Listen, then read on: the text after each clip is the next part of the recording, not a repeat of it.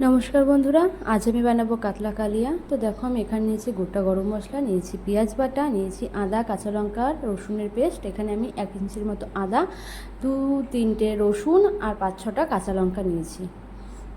নিয়েছি টক দই, নিয়েছি পোস্ত বাটা, টমেটোর পেস্ট, নিয়েছি কাতলা মাছ 3টে। এবার আমি এদিকে কড়াই গরম হয়ে গেলে আমি এর মধ্যে দিয়ে দেবো সর্ষের তেল। তেল গরম হয়ে গেছে, এবার আমি এর মধ্যে মাছগুলোকে একে একে দিয়ে দেব।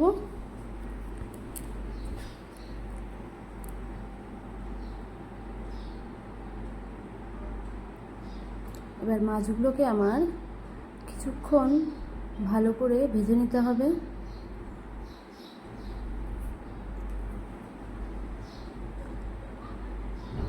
পাঁচ ছ মিনিট পর আমি মাছগুলো উঠিয়ে নেব একটা প্লেটে। মাছগুলো আমার ভাজা হয়ে গেছে।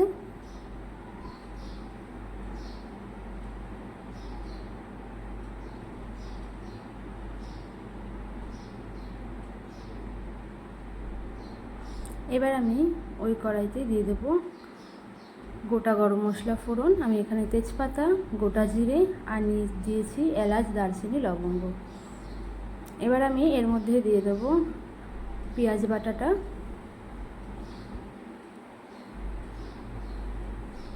এবার দেব আমি এর মধ্যে আদা, কাঁচা লঙ্কা, রসুনের পেস্ট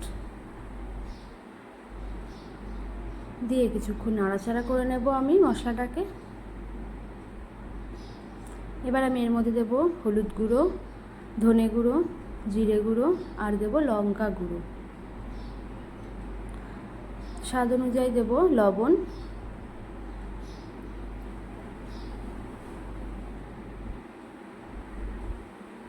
এবার আমাকে মশলাটাকে ভালো করে কষিয়ে নিতে হবে। আমি মশলাটাকে ঢেকে দিয়েছি।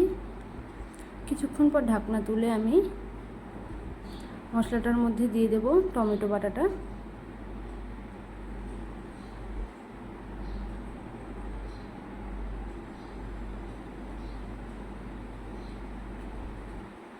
এটাকে কিছুক্ষণ নাড়াচাড়া করে নেওয়ার পর আমি এর মধ্যে দিয়ে দেব টক দই।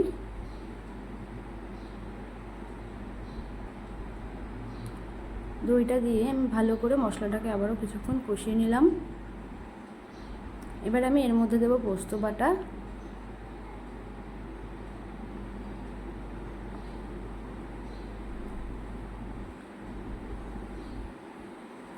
দেব সামান্য পরিমাণ চিনি। মশলাটাকে আমি মিডিয়াম ফ্লেমেই কষিয়ে নিচ্ছি।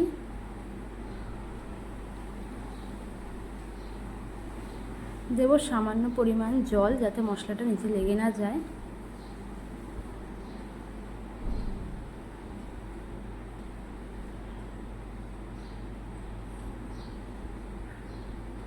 এবার এর মধ্যে দিয়ে দেব 1 চামচ আমি গরম মশলা।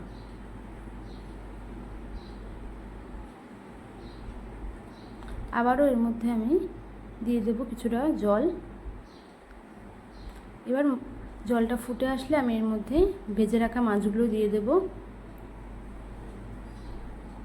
কিছুক্ষণ মাছগুলোকে আমি ফুটিয়ে নেব জলের মধ্যে। দেখো, জলটা আমার অনেকটাই শুকিয়ে এসছে। এর মধ্যে ধনেপাতা দিয়ে দিলাম। রেসিপিটা কেমন লাগলো তোমরা আমাকে কমেন্টে জানিও।